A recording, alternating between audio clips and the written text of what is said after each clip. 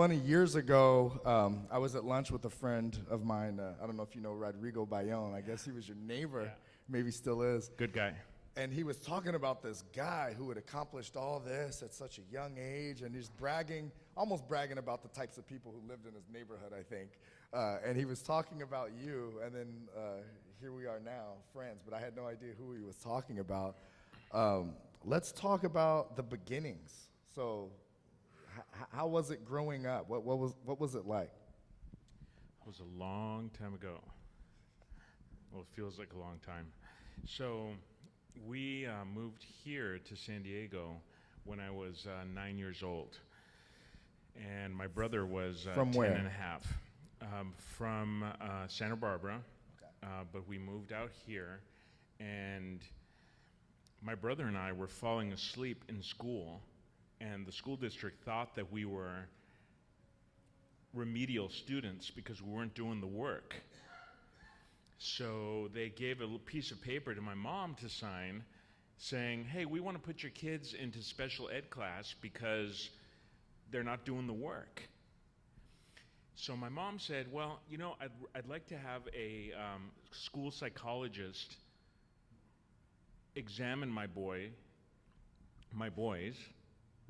because we don't have really anything like that in our family, and they seem like they're smart kids to me, but I want a psychologist to tell us what's really going on. And at the time, the psychologist said that my brother, when he was 9 years old, had an IQ of an 18-year-old. And the problem was he was bored in class. So he took the SATs and the high school equivalency, and he started college when he was like 10, my brother. Wow. So then I followed in his footsteps. He's sitting over there. And I started college when I was 11. Okay. Locally here at Mesa College in 1986. I was 11 years old, and so so that's how it kind of started. So Yeah. you start college at 10 and 11, Right. and how long did it take you to finish college? So I got my bachelor's degree when I was 15. And then I started law school part-time because I had to work during the day to pay for school. How old are you at this point? I was 15. Okay, and you're working to pay for school. Correct. During the day, go to night school. So why didn't your parents pay for your school?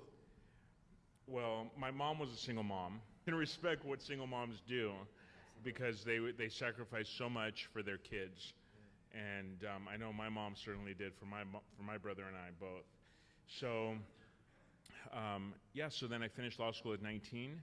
So she didn't have the money to pay for Correct. college and law school and Correct. stuff. So what made you want to become an attorney? I mean, So at a young age, you know, you'd see businesses and people taking advantage of other people, and you know, it almost seemed as if you're a lawyer, that gives you the power to prevent people from taking advantage of others, and it's a way of really, it's a vehicle, a tool, a weapon that you can use to help people and fight protect back. people from being taken advantage of. okay. And then once I became a lawyer, I was around 20, 21. This is 22 years ago, mind you. And Wait, how old were you when you passed the bar? I was 20. You were 20 when you passed the bar. Yeah. You become an attorney around that time. Yeah, the big joke is he's old enough to pass the bar, but he can't get into one. So you're talking about being 20 years old, becoming an attorney. Is that some type of a record? Well, I held the record for being the youngest lawyer in California history back then. But since then, a girl beat me by 1 year, so I'm no longer the youngest person ever to pass the bar, but I'm the youngest dude.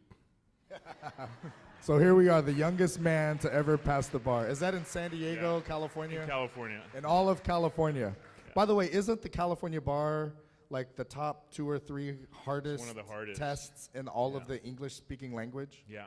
Like yeah, all the countries that speak English, that's the tough. most difficult test. Pretty tough. So you nailed it at 20. Okay. What happened next?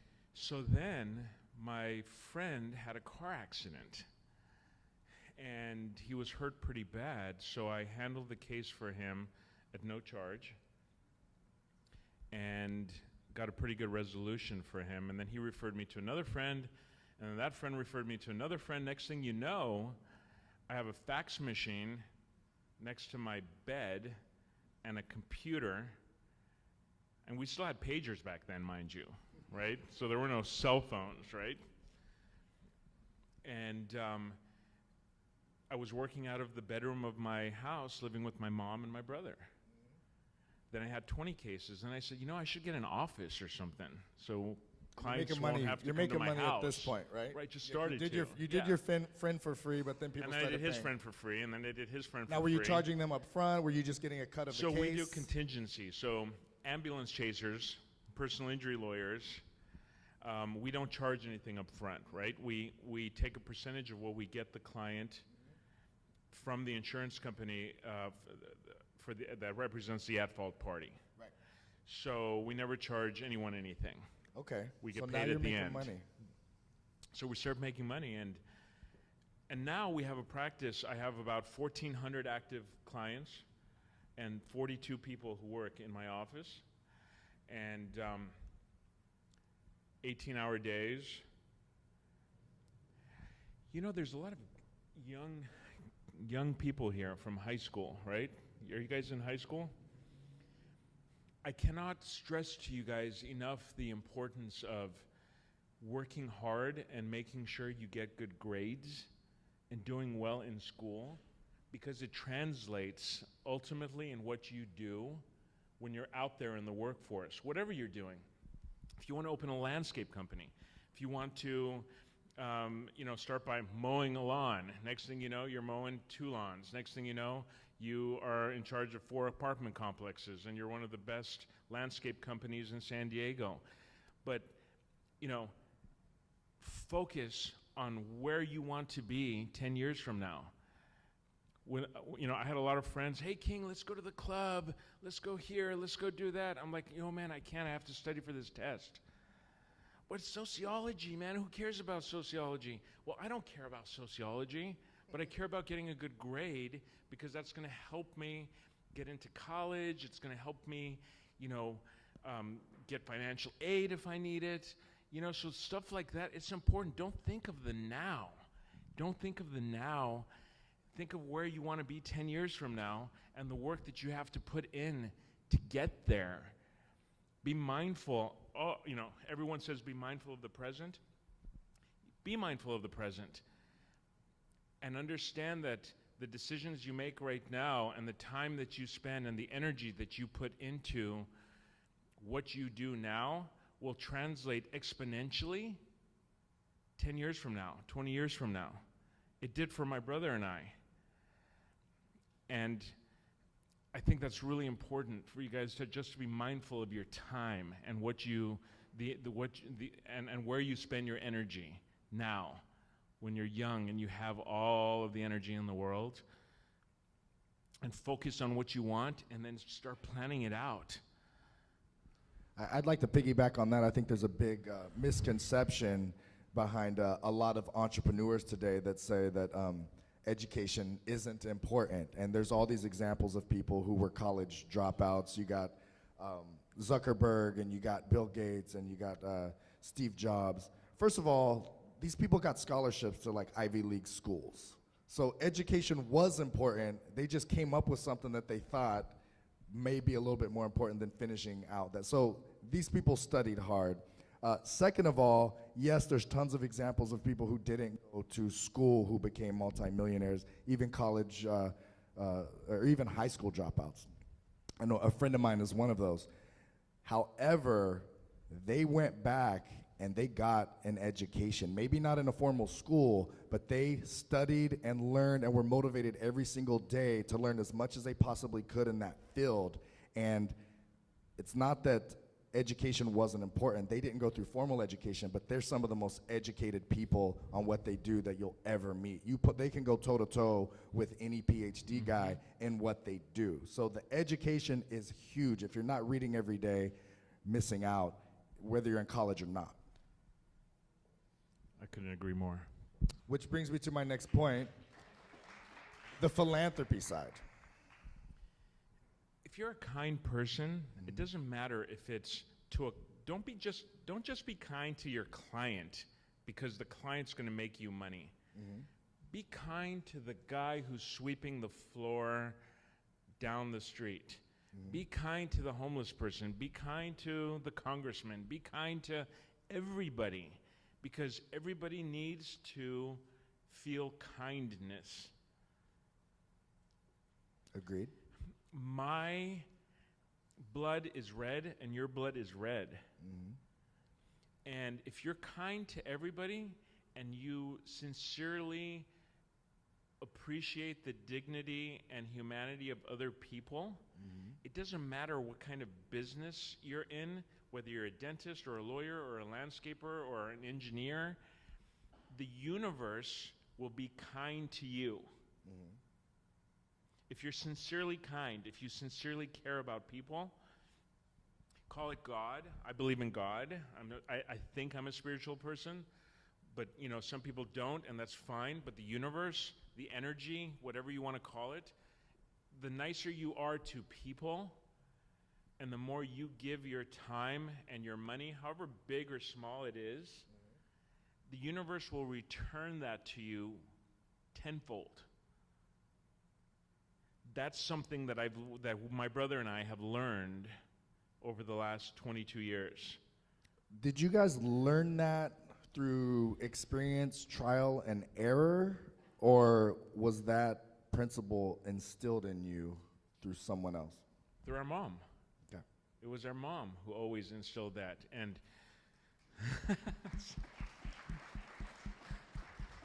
that's not my mom, but she's a single mom, so she feels my my love. But I can't stress that enough. When you're good, when you're kind to people, the universe will be kind to you.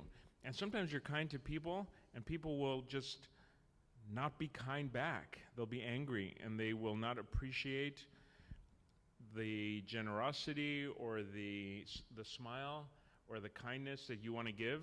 And don't mind that, because that's not what counts. If someone can't appreciate your kindness, the universe will appreciate it at the end. Right. What challenges did you face, or are you facing, getting or building this company, this practice that you've built, that on the outside just looks like, you became an attorney so young, you started making money right away, and then you built this huge thing, and now you're in a position where you can just help out a bunch of other people with your status and your resources. It looks like a straight up shot. I've yet to find an entrepreneur who it was, so I'm assuming, and you may be the first, that there were challenges along the way, times when you had failed or when you didn't see the light at the end of the tunnel. Personal or business?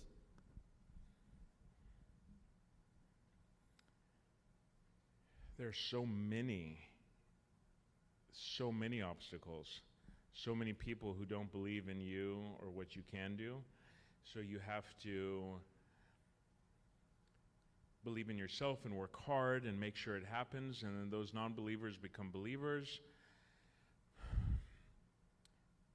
And I pray a lot. I believe in the power of prayer. You guys can applaud that.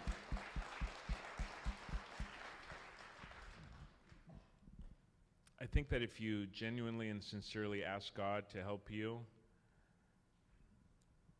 and you come from a good place in your heart, and you treat people nice, eventually you will receive every ounce of kindness that you gave back 100%. It all comes down to being nice to your fellow person. I can't stress that enough. I know I keep talking about that, but it's played such a huge part in our ability to function and be successful, and to treat others the way you want to be treated. I know it kind of sounds like cliche. Oh, this guy's up here, he's just talking about like. Well, every religion has a form of the golden rule, which is, That's right. Yeah. So Same it has thread, been it's just in woven a writing different way. by the wisest people or spiritual beings for thousands of years, yet it's rarely put into practice. However, through the successful people that you meet, it's quite common. It's almost 100% of people who reach mass success follow this rule. So there's obviously something there. Do you know how kind you are? How kind Ellie is? How kind Kevin is? I love these guys. You're good. Thank You're you. good people. You care about. You guys aren't making anything from doing this. Okay, No. if anything, I mean, We talked about it in the dinner last night. Ali's like, this is almost like a nonprofit for us. I was like, no. No, It's it's not a probably nonprofit. negative. It's a negative profit. yeah, I Like know. We sure. pay money to do this. Lots of money. And you're doing it to inspire, yeah. And we wouldn't change it for the world. Like, look who I'm with. Look who I'm with. Like, it's worth every penny. Trust me. So I have mad respect for you guys. Thank you. The And, future yeah. of you, future goals. Are you content where you are? Is there something you want to accomplish? Is there a 1-year goal, a 10-year goal? Do you have a year set out when you want to retire? Do you want to work forever? Do you want to travel the world? What is it? You know, I learned maybe 6 months ago about this whole be mindful of the present, because I wasn't mindful of the present 6 months ago. I was always, my whole life, what's going to happen next year? What's going to happen 10 years from now? Am I going to have enough to pay my mortgage? Am I going to do this? Oh, I want this car. I want to buy that Bugatti. I want to... Prettiest Bugatti I've ever seen, by the way. Thank you. Life is so short. Mm-hmm. You know, we're trapped inside this skin bag of bones and water and organs. And I think it's just so important to be at peace and to be happy with what you have right now, and not get so wrapped up in what's the next big thing? What am I going to do next? How am I going to top this thing? How am I going to be a bigger law firm or a bigger... I just realized that time goes by so fast. Be grateful for the And present. be grateful for the present and what you have now. And, you know, it'll make you happy and it'll make you grow to plan for what the next big goal is. But really being grateful for what you have now. It doesn't matter what you have, whether you're driving a Honda Accord or you're car-wise or financial, or if you have your health, you have everything. Everything. If you're grateful that you have your health, if you're grateful that you can walk and drink a glass of water, That you have clean water to drink, right? which a large portion of the world doesn't. Right. When you're grateful and mindful of those things, it'll be so much easier for you to achieve your goals and your objectives and be the entrepreneur that you want to become. And that's something that I lost along the way, that I learned over the last year. Wow. I lost that along the way. I was too overwhelmed with, The success and the growth. right. And all that'll come anyways. Just be mindful of the moment and the people that are around you and the people that care about you. Yeah. Because that's all that really matters. Absolutely. Give it up for King, ladies and gentlemen.